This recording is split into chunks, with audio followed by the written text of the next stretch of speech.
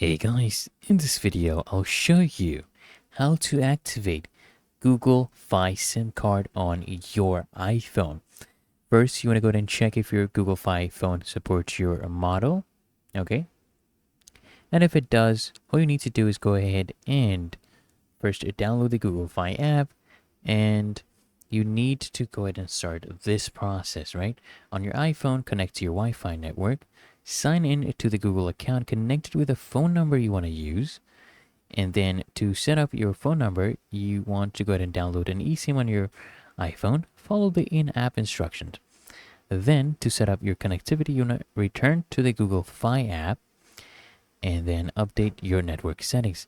So in the device you actually want to activate, open the settings app, tap cellular, go to cellular data network, and in your settings field, you want to enter the following text for each. Okay, go ahead and do this, and you will be able to activate your Google Fi SIM card.